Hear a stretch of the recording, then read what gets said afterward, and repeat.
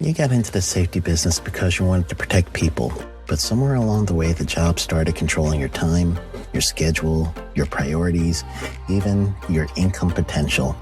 What if the expertise you've built over the years in the field can give you something more? More freedom, more control, more ownership of your future. I'm Sheldon Primus, the author of 7 Steps to Starting a Profitable Safety Consulting Business and the host of the Safety Consultant Podcast, with more than 350 episodes helping safety professionals become consultants and grow their career. Consulting changed my life. In fact, I'm a full-time RVer, and one consulting contract paid for my home I live in today. Now, I help safety professionals build their own consulting practice through bi-weekly coaching calls, accountability, and personal guidance. But this program isn't for everyone. Start with the Consultant Readiness Audit at sheldon.coach. What if everything we thought we knew about safety was just interference? From the host of the Rated R Safety Show and the founder of Safety FM comes the complete Signal Transmission Trilogy, now available in one powerful edition. Safety, in my opinion, the book that started the conversation. Safety Mutation, where the boundaries of culture, systems, and belief begin to break. And now, Safety Transmission, the final piece of the signal. For the first time, all 3 books are together in one volume. The Signal Transmission Trilogy, Complete Edition. This isn't just about compliance. It's about consciousness. It's about decoding the way we think, lead, and live, inside and outside the system. Whether you've been following the signal since the beginning or you're just now tuning in, this is the version to own. Search Signal Trilogy on Amazon or visit safetyfm.com to get your copy now.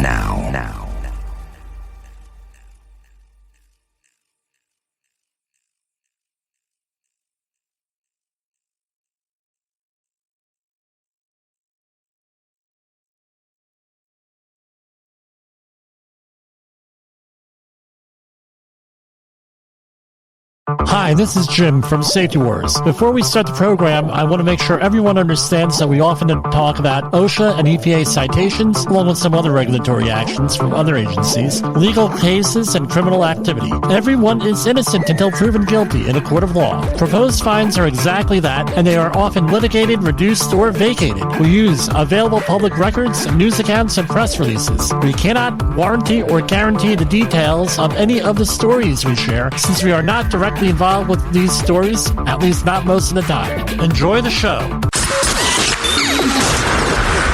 This show is brought to you by Safety FM. And from the border of liberty and prosperity and the highway to the north, this is Safety Wars for Thursday, October 3rd, 2024.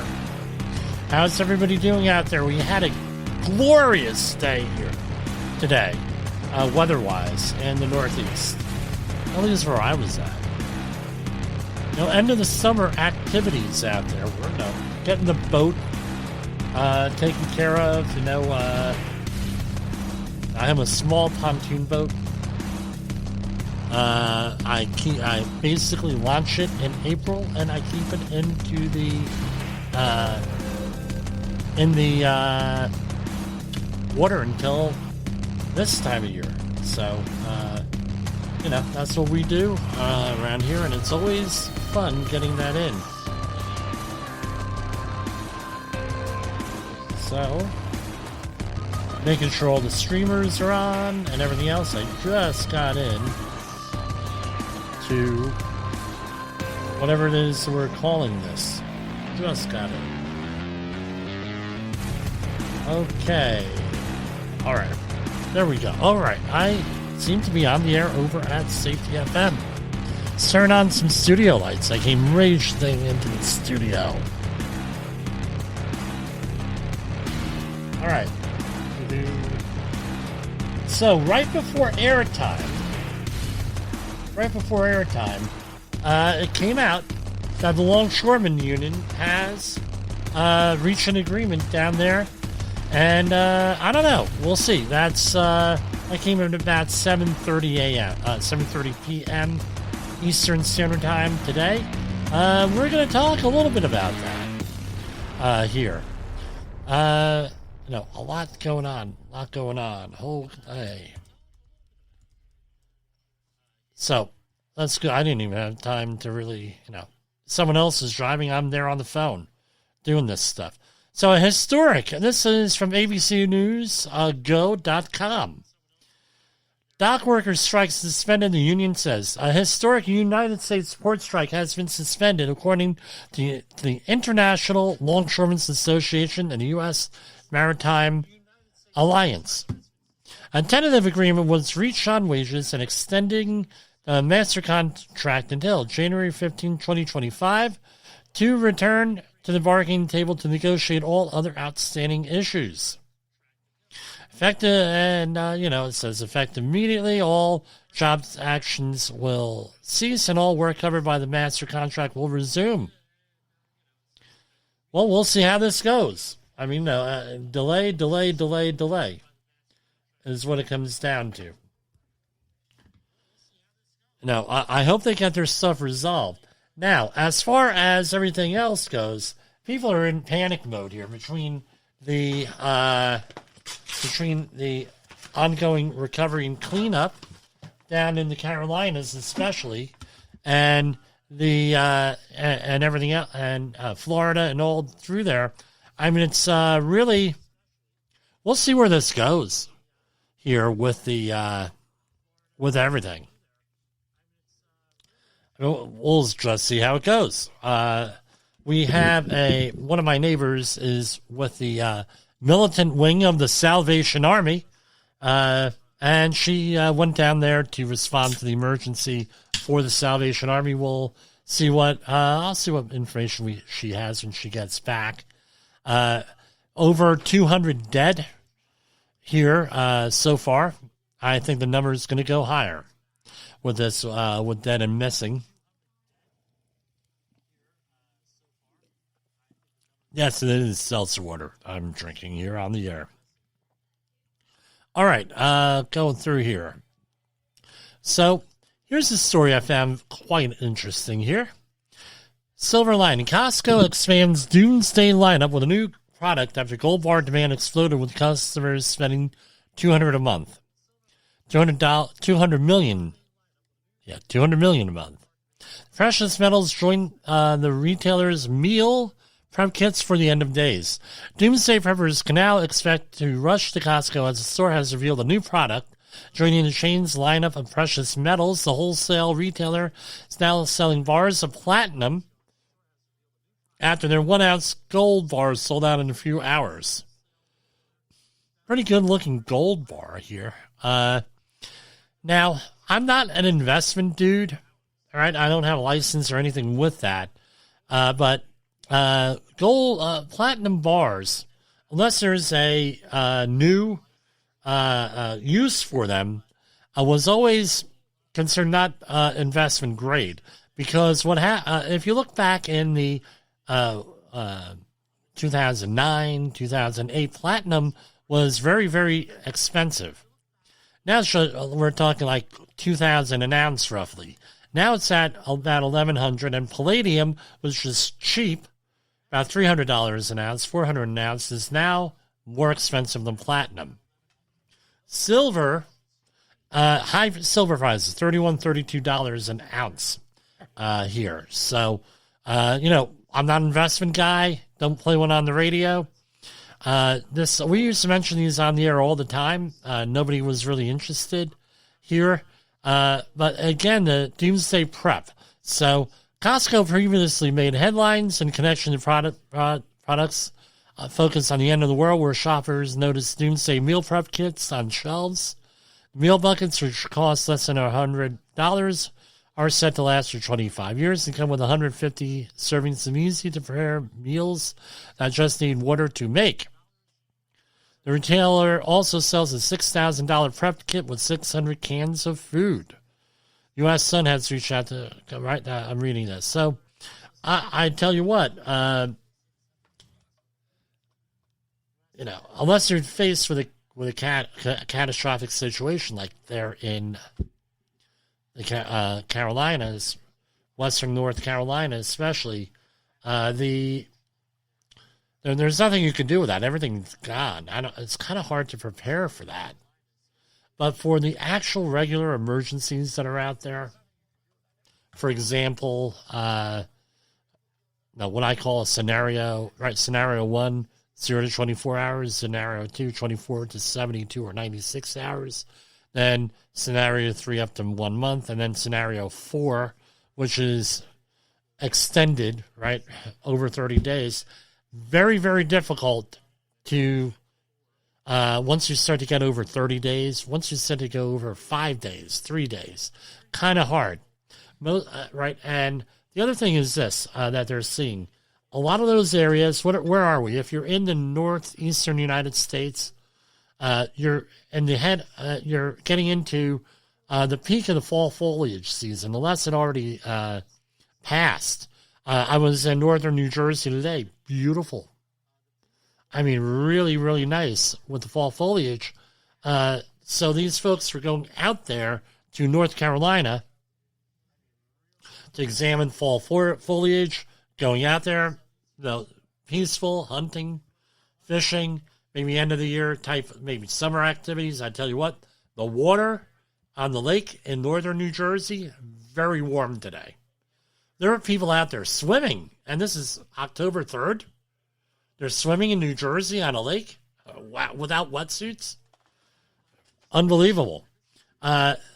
So, people are sweet on those winter, summer sports maybe and whatever, and then they get whacked with this. So if you're going to be going away for a week, camping, fishing, what have you, you're only going to bring maybe 2-3 days worth of food. Maybe you're planning to make a grocery run in the middle of that, unless you're my friend Frank, who, if you want to know when it's going to rain, ask Frank when he's going to schedule vacation. Because I tell you what, I don't know a better predictor of weather than my friend Frank that I went to high school with. Than his, every freaking time he schedules a vacation, he's out there and there's a rainstorm, like extended. But anyway, unless you have something like that, I mean, you're not going to carry a month's worth of food. Well, guess what? Those people are trapped out there. 2, 3, 4 days worth of food. It sucks.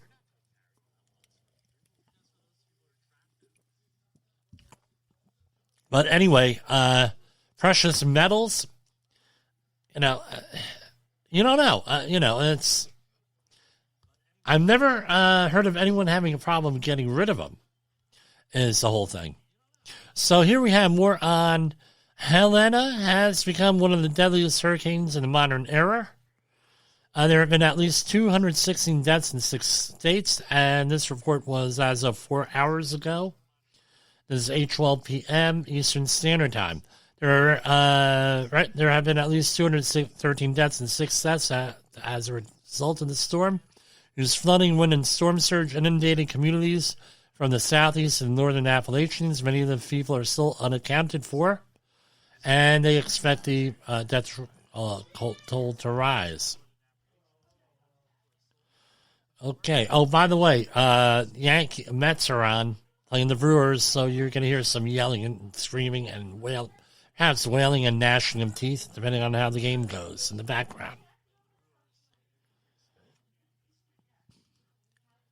This story is from dailymail.co.uk. Heart attacks are once thought of a disease of age, but worrying new data shows they are increasing in young, healthy adults. Roughly 0.3% of Americans aged 18 to 44 had a heart attack in 2019. By the last year, that rose to 0.5%, or 1 in 200. While that may seem like a relatively low number, it represents a 66% increase in cases in just 4 years, which doctors are calling alarming. So, I don't know what's up with that. It seems to happen right around, COVID, I don't know, maybe that has something to do with it, maybe it doesn't. I don't know. Prosecutors working on the... Oh, P. Diddy. We're not talking about P. Diddy here. Okay. Dark side of new Meta smart glasses. Harvard students reveal how Mark Zuckerberg's creepy spectacles can be used to instantly find strangers' names and addresses. So basically, this is what it is. You put on the glasses, right? Right. 2 Harvard students have taken the device's privacy-invading capabilities even further by building a modified version called iX-Ray. The creepy system uses AI and facial recognition software to instantly dox people's identities. And in an astounding clip, the students go up to random strangers and quickly identify their name and all other personal details, including their home addresses, work history, and names of their parents. Scary, because basically Meta debuted its smart glasses in 2021. Concerns have been raised over the ability to film people without their knowledge. Well, this is what I tell people. Assume you're being filmed. Where I am, the projects I am on are all filmed. That's the way it is. Get used to it. But this takes it to a whole new level with that. You have, like, no privacy with this stuff here. Scary thing, especially if you are a member of a vulnerable community, like female. Right, this is scary. Okay, what else we got here? Tentative dealer. Eminem is going to become a grandfather. Eminem has revealed his daughter is pregnant in a sweet video showing the rapper receiving a custom football jersey with Grandpa on the back. Right? The rapper 51 dropped a music video for his new single, Temporary, featuring a scene with himself and his daughter, Haley Jade Scott. In the Q scene, Eminem, real name Marshall Mathers, sits on a set of stairs on a porch with Haley, 28. Suddenly, she hands him a custom Detroit Lions jersey that says Grandpa. Maybe I need to get one of those custom. I'm wearing one. Always. Always on the air. Even Jay Allen said, you're wearing... No, he sees me when we were doing the last conference call. We were on his show, the great Rated R safety show. And he says, you wear that all the time? I said, every time I'm on the air, I wear it. They've added Star Wars, and there's been an analysis. High budget, scrap projects, fan backlash. It's been 12 years since Disney brought Star Wars and its galaxy far, far away, arguably has too many broken toys. Well, let me comment on here with this. This is what it is. It's too much of a good thing. Right? Yeah, and you can run out of ideas here. This is what happened to Star Trek. That's why we didn't have Star Trek episodes from 2005, 2004 until 2017. They had to take a break. Because we had Star Trek The Next Generation pushing into Deep Space Nine, pushing into Voyager, pushing into Star Trek Enterprise. And we had a couple of movies thrown in there to boot. Too much. I think that's what's going on with that. Something I do know about. Let's go to our first commercial break here, and we'll do it.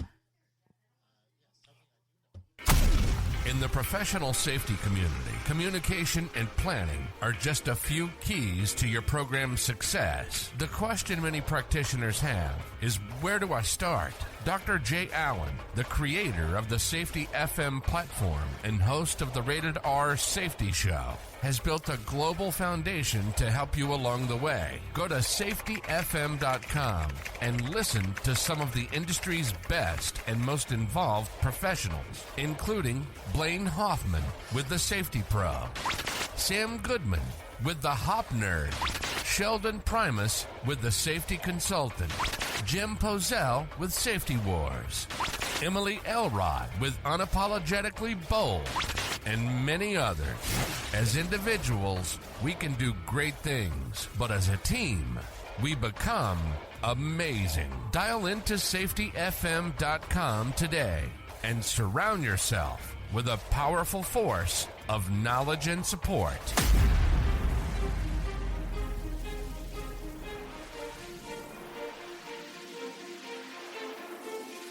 Want to avoid hefty OSHA fines and keep your team safe? Let's dive into the General Duty Clause.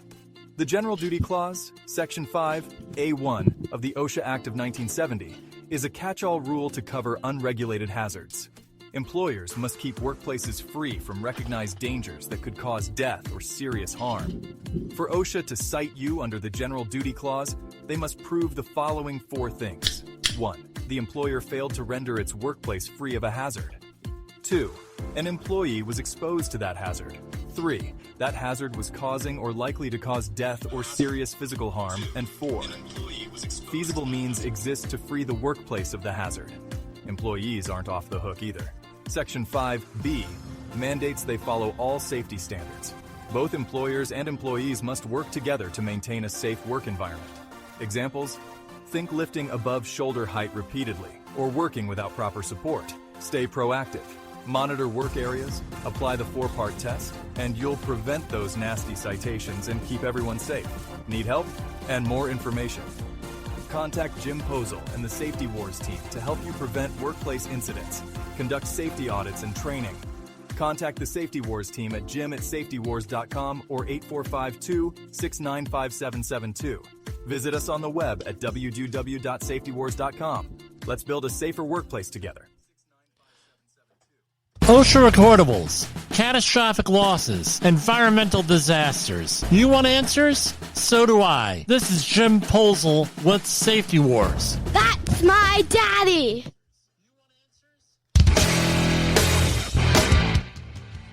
Whoa.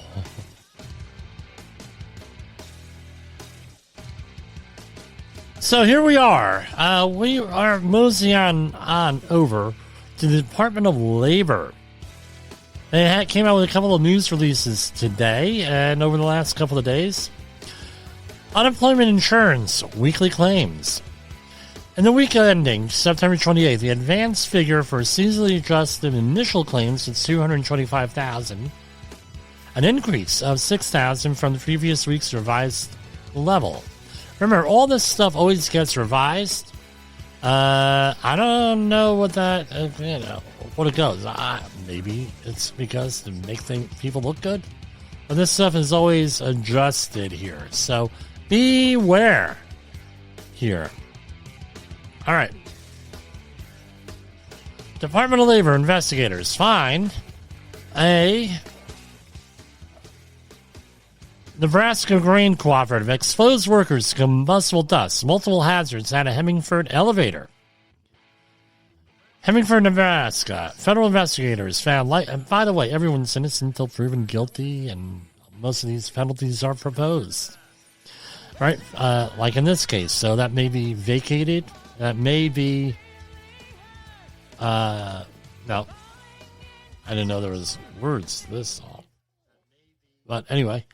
500, all this stuff may be vacated, maybe litigated, maybe, negotiated downward or upward, who knows, depending on what things are. I've seen it negotiated upward, right?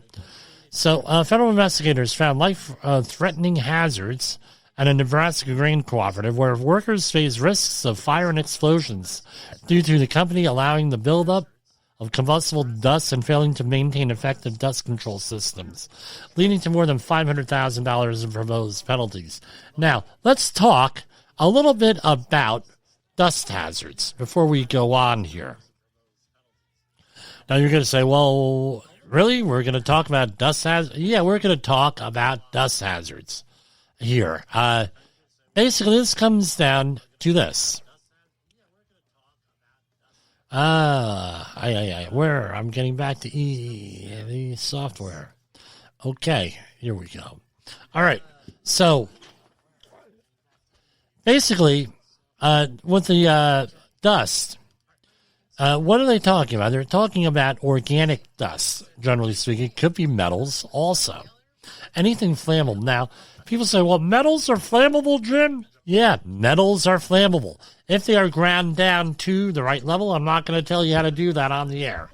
I have a pretty extensive experience with aluminum fires, so we'll leave it to that point, specifically dealing with powdered aluminum. So once you grind and mill aluminum down, we're talking aluminum, right? Aluminum can I have here on the air. Once you so what happens is this. Something has a nice surface area. All right, you have a surface area. And if you go and you grind that down, you increase those grains have more surface area than the original brick. So if you had a brick of aluminum and you are going to grind that down, the surface area increases. That means that there is more opportunity for a chemical reaction because you grind it down. Once you start to get into very fine powders, we're talking like 0.28 microns or lower. Usually, for aluminum, that's what the magic number is. Now, all of a sudden, it becomes a powder, it becomes explosive, it becomes very flammable. Now, you're going to say, Jimmy, you're full of guano. Oh, we've all witnessed an aluminum fire. Jimmy, what do you mean? We've all witnessed an aluminum fire. Solid rocket boosters, right? On the rockets. Those solid rockets or solid rocket boosters, all of them are made up of ground aluminum, ammonium perchlorate, ground in a very fine powder, and a binder material, right? And what happens is it's like making bread. They have this stuff, they put it in a mold, like a bread mold, except it's huge, right, with this. And they put it in there, they let it cure, and that's called a rocket motor. And then they ignite it. But once you ignite it, there's no going back. It's got a solid rocket fuel. It's one way of doing it. So if you have that's one way of making solid rocket fuel. So if you notice around military bases and in the area outside of San Jose, California, southern San Jose, over by Morgan Hill, a lot of those areas are impacted by rocket fuel engines and rockets because you have a perchlorate issue in the ground. Oh, yeah. So that's where that comes from. Now, around Air Force bases, wherever they have solid rocket fuel. So getting back to an aluminum dust or a dust hazard, here we have with grain, right? Grain is flammable. What often happens is that you have an accumulation of material, right?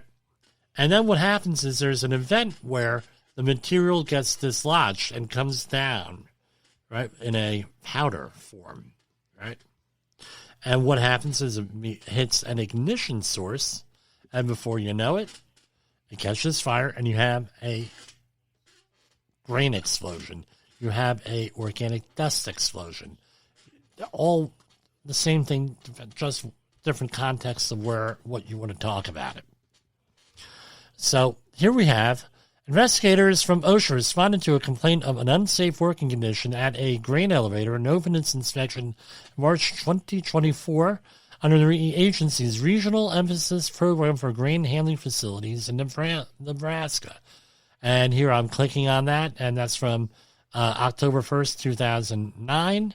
And that is the Directive CPL 213-001I, capital I. Regional identified, this is from Region 7. And this scope, this instruction applies to the Omaha area office.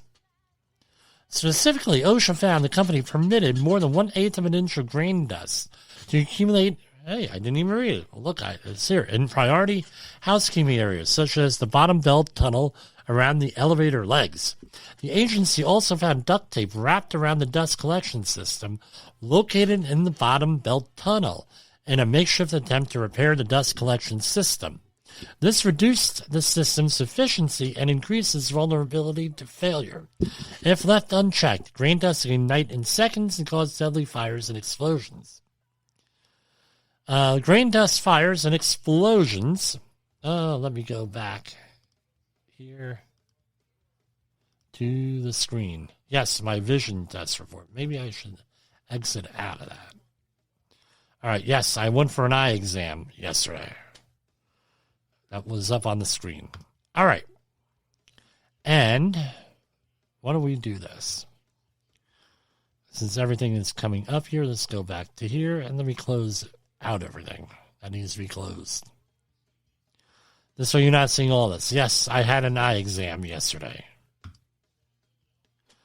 All right. New eye doctor, real good guy here in New City.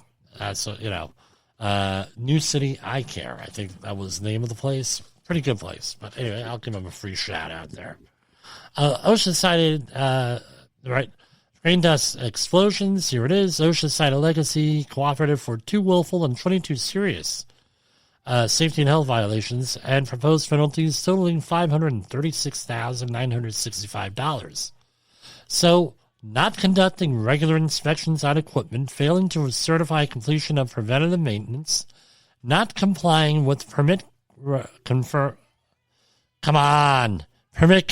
They have permit confirmed. What the hell? It looks like something I would write. Including developing procedures for entry operations that included hazard evaluations, atmospheric testing, rescue procedures, monitoring, and training. Exposing workers to fall hazards from unguarded stairway holes and lack of handrails, failing to close electrical openings, and improper use of flexible cords. That is extension cords, folks. Not providing a forklift training as required, and failing to label containers of hazardous chemicals properly. Through its alliance program, OSHA has partnered with the Grain Handling Safety Coalition, the Grain Hand Elevator and Processing Society, and National Grain Feed Association to address hazards, reduce risks, and improve safety and health management systems to help prevent life-altering injuries and fatalities and identify the critical steps for handling grain safely.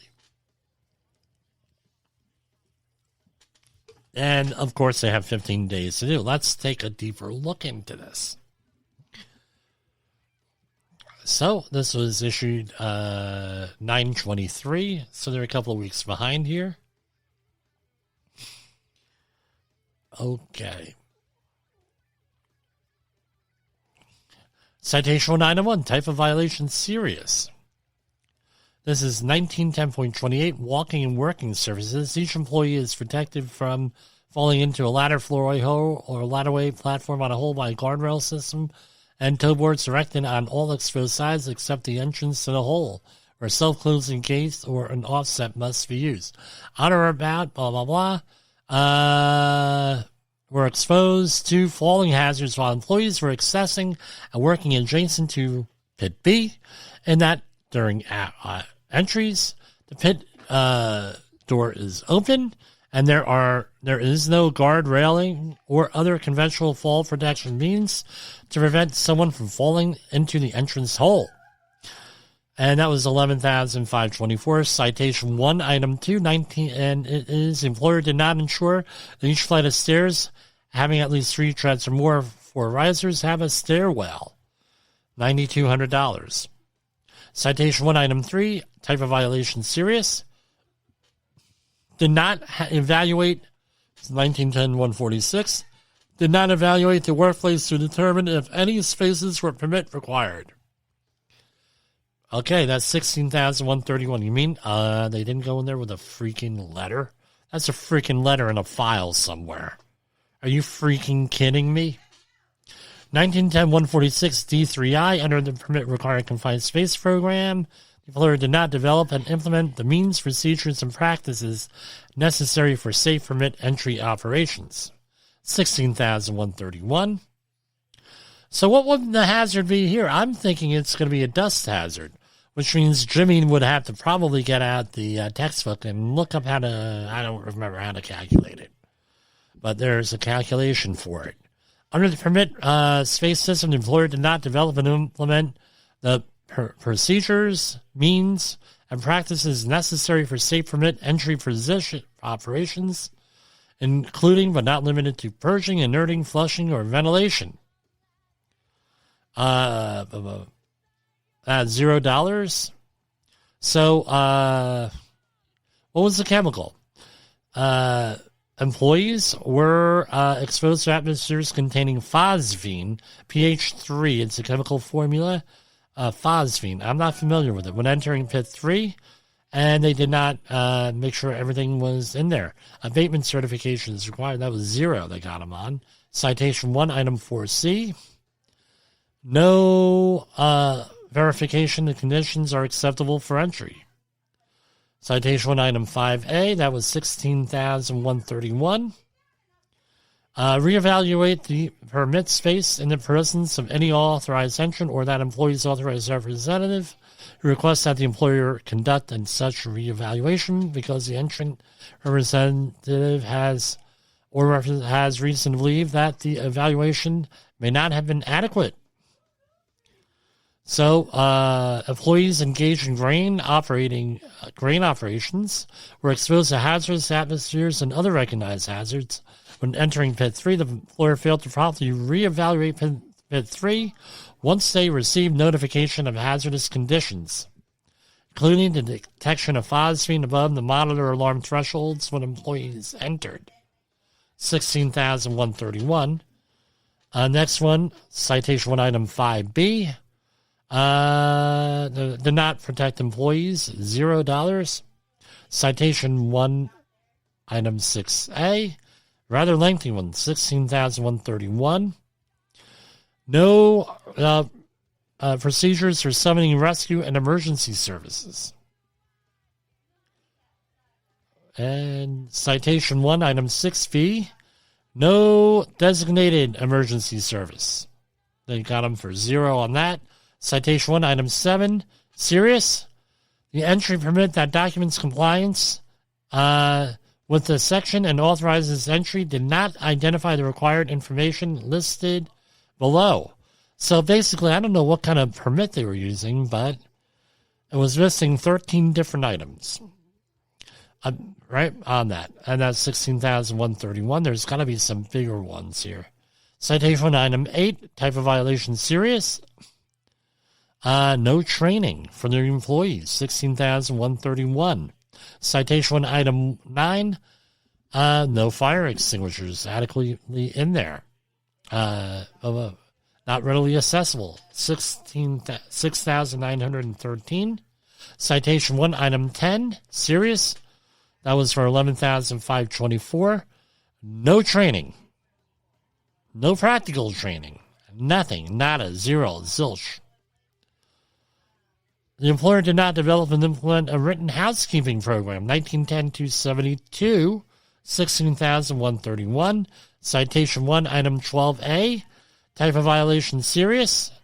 Preventative maintenance procedures in grain handling facility were not implemented to provide regularly scheduled inspections.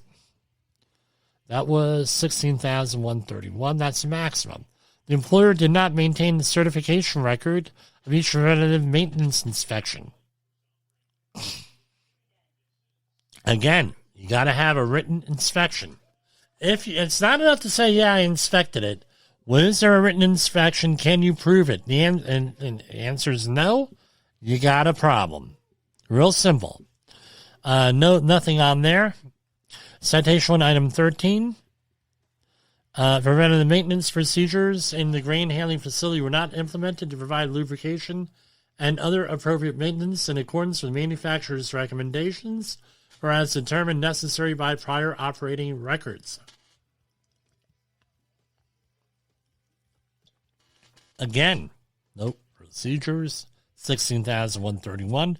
Citation 1, item 14A. Was an electrical type thing, 1910-305, opening through which conductors enter cutout boxes, cabinets, or fittings were not effectively closed. So you have punch-outs and a lot of things, and these punch-outs right in the junction boxes and in electrical panels, and guess what? Switches, things of that nature, they get punched out where you could now put wires through them.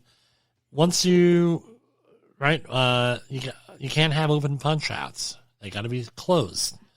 I don't know how you would do that other than reseal them. I'm sorry, other than replace them. Type of violation, serious 1910-305. The raceway is fastened as its outer end and other points as necessary. Raceway was not connected to the electrical enclosure, was exposed to energized conductors. 0 on that. Flexible cords or cables were used as a substitute for the fixed wiring of a structure. $6,913. Basically, extension cords, right?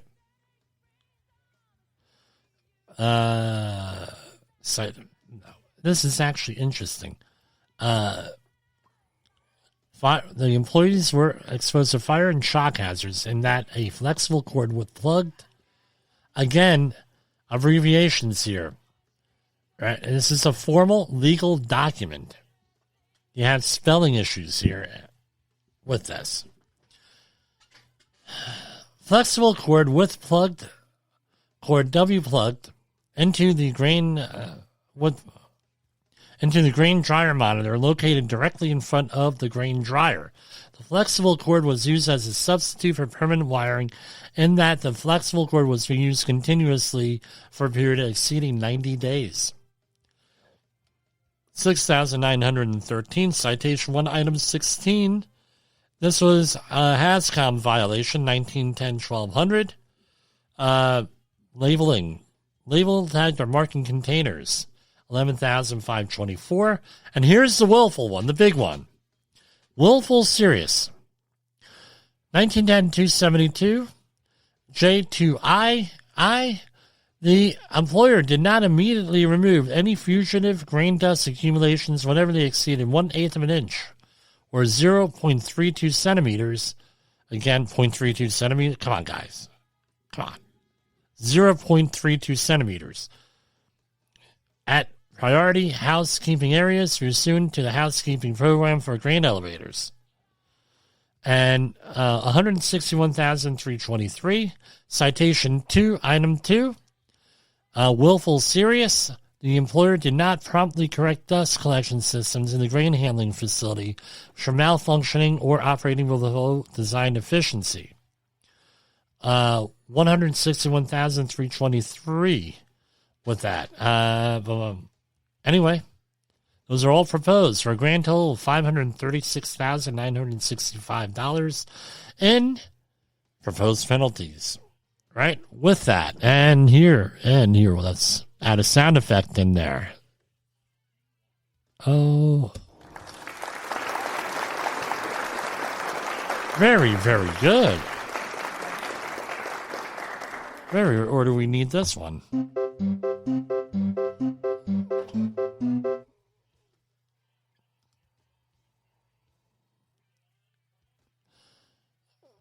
Okay, here we have another one, October 3rd, out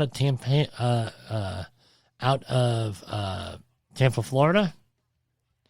Rather than address the 15 existing safety and health hazards cited by federal workplace safety inspectors in July 2023, a Pinellas Park boat manufacturer continues to jeopardize the safety and health of its workers, according to a follow-up inspection. So, a follow-up. So, July 2023, right?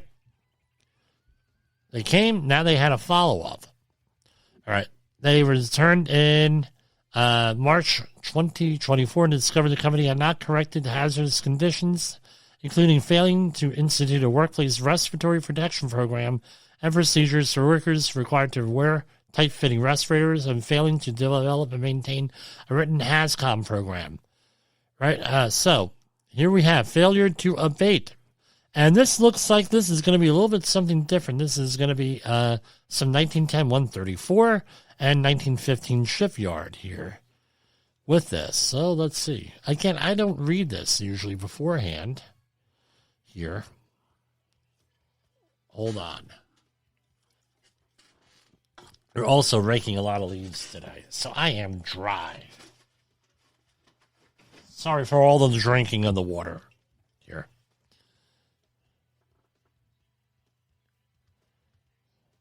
Citation 1, item 1. Type of violation, serious. The employer did not furnish employment and a place of employment with that were free of recognized hazards. So here we had a gantry crane was not periodically inspected at least once every 12 months, and that the gantry crane used by employees to lift boats and boat components during assembly activities had signs of corrosion and or damage. $4,610. Remember, the shipyard industry is a targeted industry by OSHA. Citation 1 item 2. Here. Hold on. Okay. Category 1 or 2 flammable liquids or Category 3 flammable liquids with a flash point below 100 degrees Fahrenheit were dispensed into containers without the nozzle and container being electrically interconnected. They were not bonded, which means you could have a static electric discharge creating a fire. $4,610. Citation 2, item 1. 1910-134. The employer did not provide a medical evaluation to determine the employee's ability to use the respirator before the employee was fit tested. Again, if you need this type of support, give us a call, 845-269-5772. I just arranged this one on Wednesday for a client. And it costs a hell of a lot less than $7,374. Citation 2, item 2 is a repeat series. So all of these were, first one was serious, second one is repeat serious, third one is citation 2, item 2, repeat serious, no fit testing, $7,374. Citation 2, item 3, repeat serious, this is no HAZCOM training, $9,219. Citation 3, item 1, no advisory, no training on the paper. So, on Appendix D of the Respiratory Protection Standard, we're going to go over to the camera first. I have to point this out because I would be remiss if I did not point this out. Let me get the web page up here. So we're going to go take a quick commercial break here, and I'm going to bring this up on the Respiratory Protection Standard here. Hold on. In an unpredictable world, one voice rises above the chaos. Meet Jim Polzo, a seasoned safety expert who's navigated through some of the most dangerous scenarios, from anthrax, explosive cleanups, disasters, and numerous environmental cleanups, and lived to tell the tale. Now he's bringing his wealth of knowledge, insights, and experiences to you through Safety Wars. From workplace hazards to the hidden dangers in your own home, Jim covers it all with his engaging storytelling. Safety Wars isn't just a podcast. It's your guide to a safer world. Join Jim Polzo and become part of the Safety Wars revolution. Available on Spotify, Apple Podcasts, YouTube, and wherever you get your podcasts and videos. Safety Wars. Your safety is our mission. All right, so here we have Appendix D here. All right, let's zoom in a little bit here. Now, here. All right, Appendix D to 1910-134. Respirators are an effective method of protection against designated hazards when properly selected and worn. Respirator use is encouraged even when exposures are below the exposure limit to provide an additional level of comfort and protection for workers. However, if a respirator is used improperly or not kept clean, the respirator itself can become a hazard to the worker. Sometimes workers may wear respirators to avoid exposures to hazards, even if the amount of hazardous substance does not exceed limits set by OSHA standards. If your employer provides respirators for your voluntary use or if you provide your own respirator, you need to take certain precautions to be sure that the respirator itself does not present a hazard. You should do the following. 1. Read and heed all instructions provided by the manufacturer on use, maintenance, clearing, and cleaning care, and warnings regarding the respirator's limitations. 2.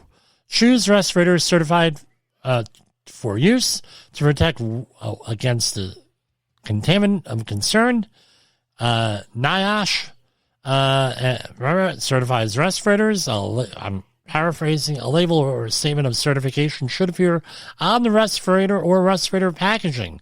It will tell you what the respirator is designed for and how much it will protect you. 3. Do not wear your respirator into atmospheres containing contaminants for which your respirator is not designed to protect against. For example, a respirator designed to filter dust particles will not protect you against gases, vapors, or very small solid particles of fumes or smoke.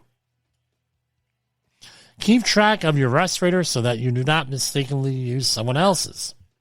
So I mention this here, right, because how do I manage this?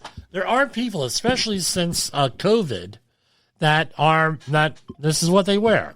Doesn't matter what job they're on, does not matter what they're doing, they are wearing respirators or the imitation respirators, right? Meaning non-NIOSH respirators. No, I always still joke. We have a virus so deadly, so dangerous that we are wearing face coverings. Really? That deadly? Why aren't you wearing like a respirator, dude? But I digress. I don't want to relive that. Very frustrating to me. So let's mosey on over. So that's what that is. So what do I do? I print out the Appendix D. I put a little mark on there. Get my pen and I write down name, signature, date. That's what I do. Name, signature, date, and the employee signs it if it's voluntary use. Because, again, they did not cite them here, but I could see that being an issue. So here we have 33,187, and we got to remember to download that for our Shipyard clients out there. That's what's going on out there. So let's see what else is going on with this, right? Now, let's finish up with this.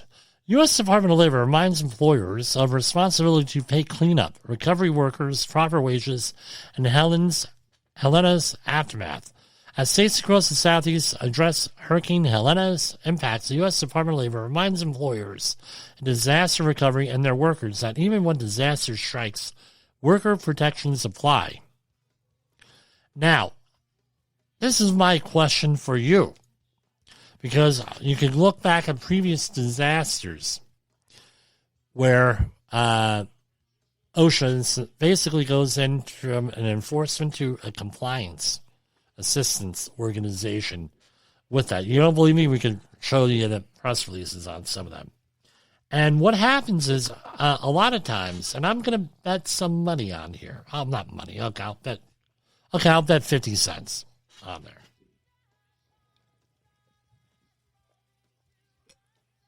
People come out of the woodwork to work on these disaster management jobs, disaster response jobs. They may be even the victims here. Your job disappears because it gets washed away. What ends up happening here is that these companies go and they think that they're going to pay people as independent contractors or they're going to pay people off the books. Real bad idea. Pay people legitimate wages and everything. This actually happened to a company that I know of. They just decided to pull a fast one and say, we're going to pay everybody as an independent contractor, 1099 employee. And then they commenced to telling these folks when they had to show up to work. Guess what? They are now no longer independent contractors if you're telling them what time to show up to work. And at the end, they paid these folks, and then at the end of the job, this is Gulf oil cleanup, people have been working 9 months, right? At the time, it was 26 weeks, I believe, that you had to work. They worked the 26 weeks. Now they're eligible for unemployment. They get laid off. End of the job. Laid off for no fault of their own. They try to collect unemployment because they've been working, and guess what? The employer did not pay into unemployment. So what the hell do you think happens? They say, well, they start going and doing an investigation. And what happened was the employer ended up paying $250,000 principal, not interest, $250,000 in back taxes. Big issue here. So beware of this stuff. All right. So again, they got to make sure that they maintain accurate records and pay workers when wages are due. Workers are particularly vulnerable during times of crisis. Employers that fail to comply with federal labor laws cause them and their families additional harm, like the communities stricken by hurricanes and other disasters. Workers are especially vulnerable after the fact.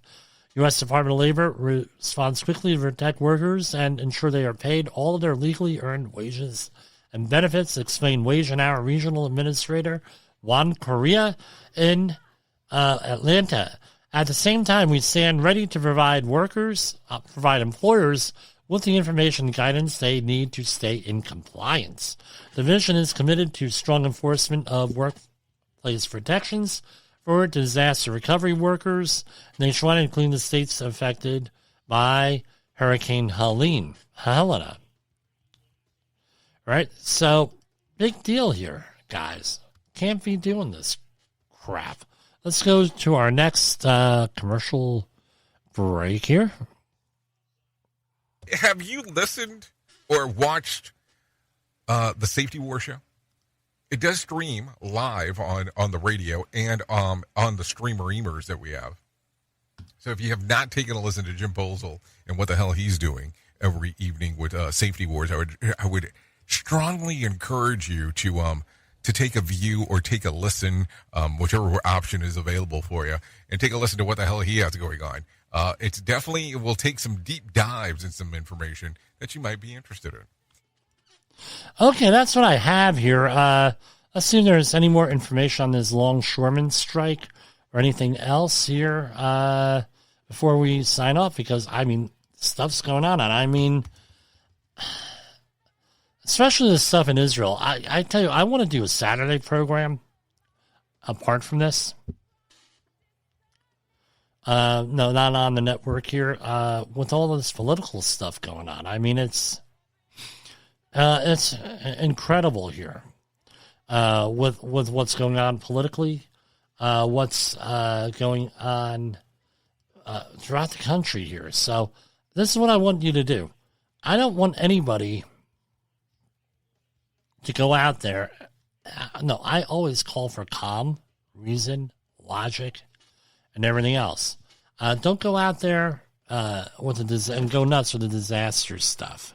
Again, as I say, if you really want to get completely ready in a hurry, it takes about 2, maybe 3 weeks to get prepared. I don't think that's really necessary. Prioritize, assess, analyze, and act. The government recommends 4 days of food. Maybe you want to concentrate on that. Maybe you already have that. Food and water. And the government said, be ready to go to evacuate. Get all your paperwork together. Get all your medications together. All that stuff. Do all of that beforehand. All right? And take your time. There's no need to panic here all the time. That's all I have to say here, and I'm going to attempt to be here on a Friday tomorrow. We'll see how it goes. But you got 3 programs this week. I try to do 3 programs minimum. You got 3. So we're going to try to do a Friday, and then one of these days we're going to do a political one. And I tell you what, we're going to see, and definitely afterwards, we got some things planned here where we're going to be talking about this, working on details here with people. For Safety Wars, this is Jim Posel. Good night. The views and opinions expressed on this podcast are those of the host and its guest and do not necessarily reflect the official policy or position of the company. Examples of analysis discussed within this podcast are only examples. They should not be utilized in the real world as the only solution available, as they are based only on very limited and dated open source information. Assumptions made within this analysis are not reflective of the position of the company. No part of this podcast may be reproduced, stored in a retrieval system, or transmitted in any any form or by any means, mechanical, electronic, recording, or otherwise, without prior written permission of the creator of the podcast, Jay Allen.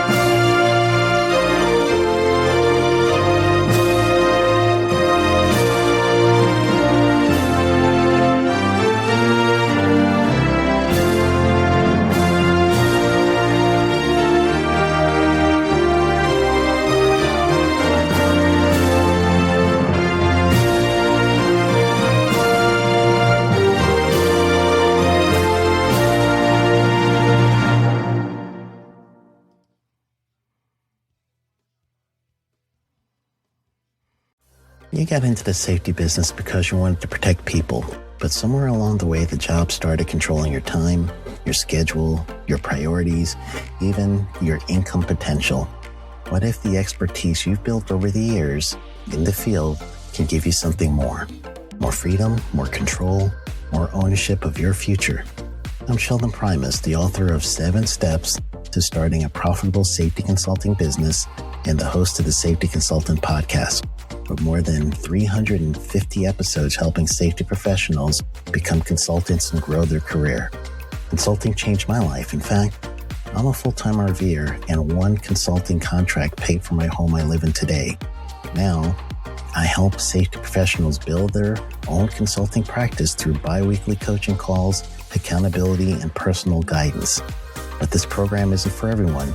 Start with the Consultant Readiness Audit at sheldon.coach. What if everything we thought we knew about safety was just interference? From the host of the Rated R Safety Show and the founder of Safety FM comes the complete Signal Transmission Trilogy, now available in one powerful edition. Safety, in my opinion, the book that started the conversation. Safety Mutation, where the boundaries of culture, systems, and belief begin to break. And now, Safety Transmission, the final piece of the signal. For the first time, all 3 books are together in one volume. The Signal Transmission Trilogy, Complete Edition. This isn't just about compliance. It's about consciousness. It's about decoding the way we think, lead, and live, inside and outside the system. Whether you've been following the signal since the beginning or you're just now tuning in, this is the version to own. Search Signal Trilogy on Amazon or visit safetyfm.com to get your copy now.